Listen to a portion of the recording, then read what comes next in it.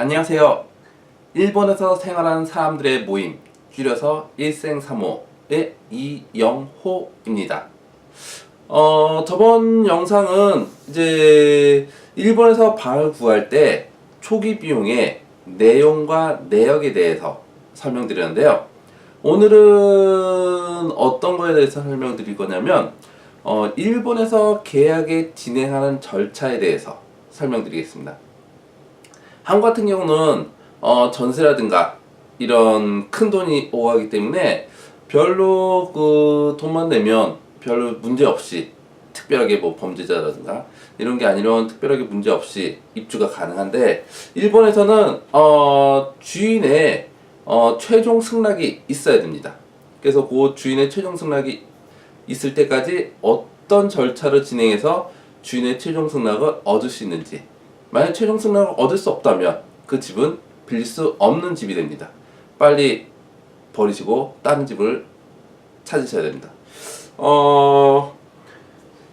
우선 일본에서 자기가 마음에 드는 집을 발견하면 신청서를 작성하는데, 신청서에는 자기의 내용과 자기 관련된, 만약 자기한테 연락이 안 됐을 때 긴급 연락처라든가 이 내용을 기재하고 그거를 관리회사에 보내게 됩니다.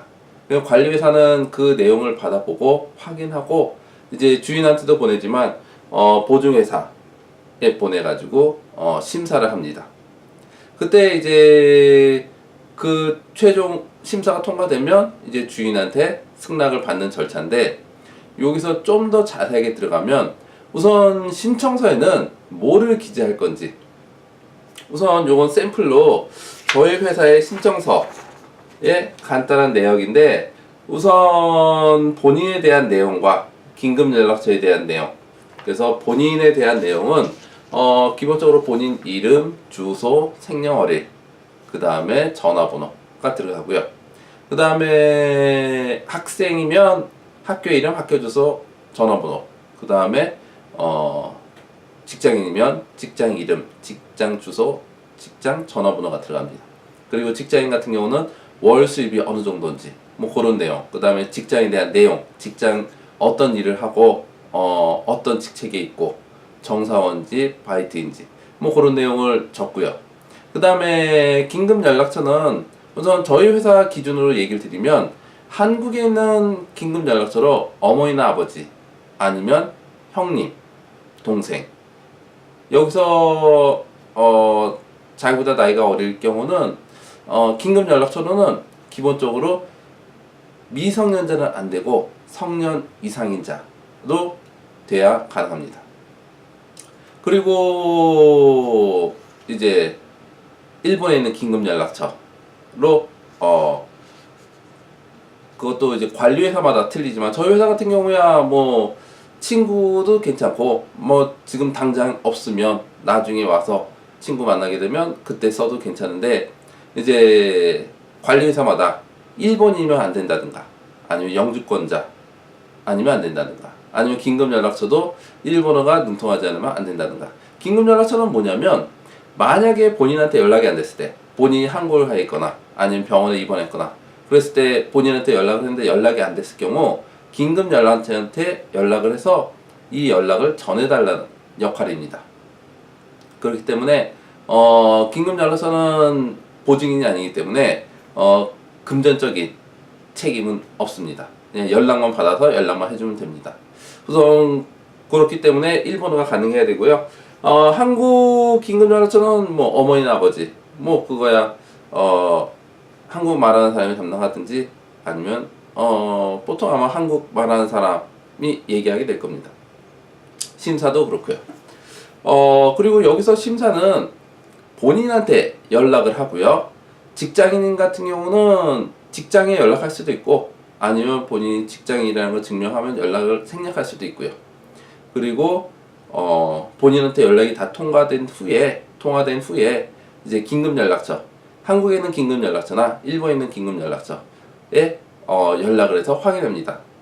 우선 본인 확인할 때는 본인이 맞는지 안 맞는지를 확인하기 위해서 이름, 생년월일, 주소 이런 것들을 물어볼 거고요. 그 다음에 그래서 본인 확인을 한 후에 본인한테 제일 중요한 거는 보증회사는 이 사람이 월세를 제대로 낼 수 있을지 없을지가 제일 중요한 포인트입니다. 그래서 학생이라면 한국에서 여기서 일을 안 하기 때문에 한국에서 얼마를 받는다든지 이런 정보가 보증회사에선 굉장히 중요한 자료가 됩니다. 실제로 월세를 못 내면 보증회사에서 자기네가 내고 나중에 본인한테 받는 케이스가 되기 때문에 월세를 못 내면 보증회사 입장에서도 곤란해지기 때문에. 그리고 이제 한국에 있는 긴급연락처라든가 일본에 있는 긴급연락처의 내용은 기본적으로 주소, 이름, 생년월일, 전화번호가 들어가고 본인과의 관계가 기본적인 정보로 들어갑니다. 그리고 이것도 이제 관리 회사마다 다 틀린데 좀 더 자세한 정보를 원하는 것은 자세하게 쓰라는 것도 있고, 그 다음에 저희 같은 경우는 기본적으로 이 정도 정보가 있으면 심사가 가능하고요. 그리고 보증회사에서는 아까도 얘기드렸듯이 이제 월세를 낼 수 있는지, 그 다음에 직장인 같은 경우는 월급이 얼마인지 그런 내용들을 듣고 이제 야증을 충분히 낼 수 있을지 없을지를 보증회사에서 판단합니다. 그리고 이 보증회사 신청서에 넣을 경우, 이건 보증회사뿐이 아니고 관리회사의 신청서에 넣을 경우 공통적인 서류인데, 지금 제가 한국말로 설명드리니까 이제 한국분이 많이 보실 거라고 생각이 되는데, 기본적으로 재료카드, 외국인이기 때문에 재료카드 앞뒷면 복사와 여권, 사진 있는 부분, 그 다음에 여권에 만약 비자를 받았다면 비자 부분, 그 다음에 학생이면 학생증, 직장인이면 직장에서 발행한 보험증이라든가 아니면 직장 사원증, 그리고 만약에 지금 직장이 다니는 게 아니고 내정이 돼서 이제 앞으로 들어갈 예정으로 되어 있다면 내정 통지서가 있으면 그거는 이제 기본적인 필요한 서류고, 경우에 따라 좀 더 까다로운 것은 이제 원천징수세에 따른 그 소득증명서라든가 이런 거를 따로 원하는 케이스도 있습니다. 우선 기본적으로 처음에 신청서 넣을 때 요 서류와 신청서를 넣으면 이제 본인한테 확인하고 긴급연락처 확인하고, 그 다음에 보증회사에서 이 사람은 우리 쪽에서 보증을 해주겠다 라고 하면 다음 스텝으로 넘어갑니다. 근데 만약에 보증회사에서 보증을 못 해주겠다 그러면 여기서 또 두 가지 길이 바뀌는데, 하나는 보증회사를 넣어달라 그러면 다시 심사해주겠다 라는 케이스와, 또 하나는 이분은 우리 쪽에서는 보증을 못 해주겠다 라는 두 가지 결과가 나옵니다. 보증회사에서 보증인을 넣어달라 그러면 그때 보증인을 넣어서 심사를 다시 해서 통과가 되면 상관이 없지만, 만약 보증인이 없다 그러면 이 집은 깨끗하게 또 안 되는 걸로 생각하시면 됩니다. 그리고 여기서 또 한 가지, 만약에 보증인이 없고 이 회사에서도 안 된다 라고 했을 땐 그때 이제 관리회사에 또 한번 물어봐서 보증회사가 이거 이외에 다른 것도 쓸 수 있는지를 확인합니다. 그랬을 때 다른 걸 써주면 다행이고, 우리는 이거밖에 없으니까 이거 떨어지면 안 된다 라고 하면 그 집은 깨끗하게 안 됩니다. 더 이상은. 한국에서 좀 틀리게, 한국에서는 돈도 다 주고 저거 하는데 1년치 주겠다 2년치 주겠다 이렇게 하더라도 이 집은 더 이상 물론 1년치 2년치 준다고 했었을 때 그쪽에서 또 어떤 반응이 나올지는 다시 확인해 봐야겠지만 98%는 안 된다고 생각하시면 됩니다. 그런 케이스는 별로 없기 때문에. 그리고 일본에서는 보증회사조차도 심사가 통과되지 않으면 나중에 어떤 일이 생길지 모르기 때문에 그런 일의 위험을 감수할 그 위험성을 배제하기 위해서 거절하는 게 일반적입니다. 여기서 이제 보증회사가 이제 통과됐다고 해서 다음 스텝으로 넘어가면 이제 관리회사에서 이런 사람이 입주하기 원한다라고 주인한테 연락을 합니다. 물론 이때까지 이제 본인은 입주 희망은 언제라는 거를 결정하시고요. 그래서 관리회사에서 이런 사람이 언제 들어가기를 원하는데 주인 괜찮습니까? 라고, 그 다음에 보증회사는 보증이라든가 보증회사는 이렇게 통과가 됐기 때문에 이 보증회사 심사로 저기 괜찮습니까? 라고 물어봅니다. 그러면 주인이 보통은 이렇게까지 정도가 진행될 정도면 그 전에 이 주인의 성향에 대해서 저희 중개업자도 확인합니다. 될지 안 될지를. 그래서 관리회사도 이 정도 주인이면 괜찮을 거라고 얘기를 하면 진행을 하게 되는 게 보통인데, 근데 주인에 따라서 신청서 보니까 내 마음에 안 들어, 싫어, 그러면 끝입니다. 더 이상 진행이 안 됩니다. 물론 뭐 이런저런 얘기를 해서 설득 작업을 하겠지만 그래도 주인이 싫다 그러면 끝입니다. 그래서 이때 이제 싫다고 하는 요인이 또 어떤 게 있을 수 있냐면, 우선 처음에 외국인이라는 거.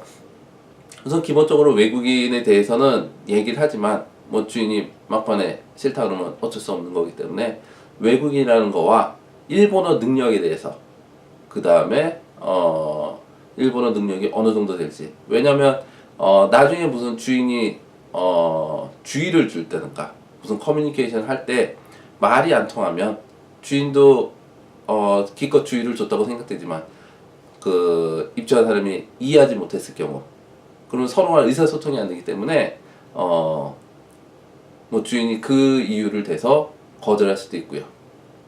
그 다음에 또 거절하는 케이스는 일본에 1년, 2년 살면 쓰레기 버리는 방법이라든가 이런 생활, 일본의 매너라든가 이런 걸 몸에 익히는데, 그게 아니고 곧바로 입주하는 사람들 같은 경우 한국에서 곧바로 온다든가 그러면 그런 매너를 익힐 기회가 없기 때문에 트러블이 일어날 확률이 높다라고 생각해서 거절하는 케이스도 있습니다. 뭐 거절하는 이유야 뭐 어떤 이유를 내든 적어봤지만, 저희가 그러면 보증회사와 관리회사는 뭐냐, 요거는 요런 작업을 해서 주인한테 이렇게 다 통과된 사람이니까 월세 내는데도 문제 없을 거다 라는 주인한테 설득하기 위한 자료입니다. 그렇기 때문에 요거는 주인 최종 결정권자이기 때문에 주인이 싫다 그러면 지금까지 했던 수고는 다 없는 거와 똑같이 됩니다. 그래서 일본에서 방을 구하는 절차는 이렇게 처음에 신청서를 작성하고 보증회사 심사와 관리회사 심사를 거쳐서 최종 주인 심사를 거쳐서 주인 심사에서 오케이 나오면 그 다음에 이제 계약서를 쓸 수 있습니다. 그러면 이제 날짜도 정해졌고, 그 다음에 이제 계약서를 쓰기, 언제부터 입주한다고 했으면 그때부터 이제 초기 비용으로, 뭐 전편에 제가 초기 비용 뭐가 들어갈 거라고 얘기를 드렸지만 그 초기 비용으로 얼마를 준비하시면 그 금액을 내시고 계약서를 쓸 수 있습니다. 그리고 또 여기서 또 질문 중에 많이 나오는 질문이 계약서 쓰기 전에 돈을 내느냐 라는 질문이 있습니다. 일본은 계약서 쓰기 전에 돈을 내는 것이 일반적입니다. 자기가 언제부터 들어간다고 했었을 때 그때부터 계산한 금액이 발생하고, 그 다음에 계약서 만드는 것도 그 자리에서 금방 만들어지는 것도 아니고 여러 가지 조사하고 등기부등본도 확인하고 해서 그런 수고도 관리회사에서 만약에 돈도 하나도 안 내고 그 다음에 저기 입주날 다가와가지고 계약하기 직전에 역시 취소하겠습니다 라고 하면 관리회사에서도 그 많은 비용이 들였는데도 불구하고 아무것도 없어지기 때문에, 이렇게 되면 우선 뭐 주인이고 입주자고 관리회사고 다 여태까지 했던 수고는 다 물거품이 되기 때문에 관리회사는 우선 입금을 언제까지 하라고 하고 그 다음에 계약서를 발송하는 것이 일반적입니다. 물론 경우에 따라서는 계약하는 당일날 돈을 가지고 가는 케이스도 있습니다. 그리고 돈을 지불하고 계약서 쓰는 케이스도 있습니다. 이건 케이스 바이 케이스이기 때문에 그 상황에 따라서 계약이 어떻게 될지는 상담으로 진행하게 될 겁니다.